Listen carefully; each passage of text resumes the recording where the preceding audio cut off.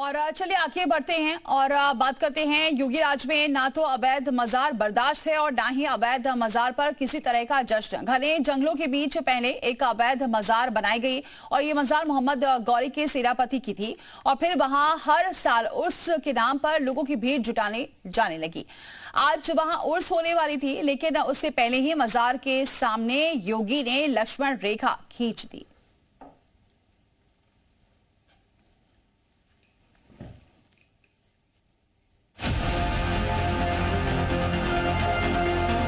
विदेशी आक्रांता के नाम पर कोई आयोजन नहीं होने चाहिए। कब्जा करने के लिए 1 इंच जमीन नहीं देने वाले हैं। योगी आदित्यनाथ ने विदेशी आक्रांताओं के खिलाफ यूपी में मोर्चा खोल रखा है। पिछले साल जो मुहिम शुरू हुई थी वो अब भी जारी है, बस लोकेशन बदल गई है।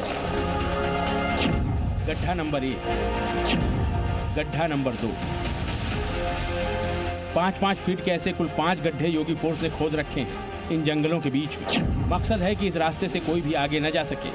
ये रास्ता जाता है मोहम्मद गौरी के सेनापति शमसुद्दीन की अवैध मजार की ओर। यह है शमसुद्दीन की मजार, जिसे बीहड़ वाले सैयद बाबा की मजार भी कहा जाता है। इस मजार पर हर साल उर्स का मेला लगता था, जिसमें बड़ी संख्या में मुसलमान इकट्ठा होते थे, लेकिन इस साल योगी आदित्यनाथ ने इस मेले को लगने से रोक दिया है। ये देखिए, ये पहला गड्ढा है, यहीं से रास्ता आगे जाता है और ये चारों तरफ से कांटे के जो झाड़ियों से पूरा ढक दिया गया है, जिससे कि कोई भी अब मजार के पास ना जा पाए, इसके आगे ना जा पाए। चूंकि वन विभाग के द्वारा ये प्रतिबंधित क्षेत्र बताया गया है और यहाँ पर जो वन विभाग के कर्मी हैं, हम उनसे ही बात करेंगे। सर, किस तरह से यहाँ पर रोक लगाई गई है? आदेश है कि बिना अनुमति के कोई अंदर न जाने पाए। अच्छा, हर वर्ष यहाँ पर आयोजन होता था, इस बार नहीं हो रहा है। लोगों को आना जाना तो होता होगा यहाँ पे?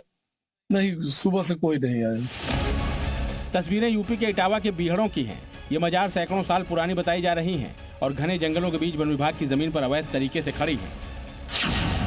3 जनवरी को सीएम योगी की टेबल पर अवैध मजार की शिकायत पहुंची थी, जिसके बाद प्रशासन ने अवैध मजार को कागज दिखाने के लिए कहा था, लेकिन अभी तक कागज दिखा नहीं पाए हैं मजार से जुड़े लोग। अब किसी भी दिन इस अवैध मजार पर बुलडोजर की कार्रवाई हो सकती है। अधिकारी हैं जिनके न्यायालय में डीएफओ साहब, उनके यहाँ पत्र भी आया था। उसके माध्यम से उन दोनों लोगों को भी नोटिस दिया गया है कि आप अपने शहर से जो है 5 तारीख को आके रखें। मजार पर हर साल उर्स का मेला लगता था, लेकिन इस साल मजार तक योगी फोर्स ने किसी को भी पहुंचने ही नहीं दिया। मजार पर बुलडोजर चलने की आहट है और मुस्लिम पक्ष के लोग अभी तक प्रशासन को कागज नहीं दिखा पाए हैं, लेकिन कानूनी लड़ाई की दलील जरूर दे रहे हैं। वहीं हिंदुओं का दावा है कि ये मजार अवैध है। भाई, कोई बुजुर्ग थे, उनका वो मजार है और लोग वहाँ जाते हैं, ताजा चढ़ाते हैं, उर्स भी होता है, फातिहा पढ़ते हैं, मन्नतें पूरी होती। में ये है 800 वर्ष से भी ज्यादा पुरानी मजार है, जो भेड़ वाले सैयद के नाम से है।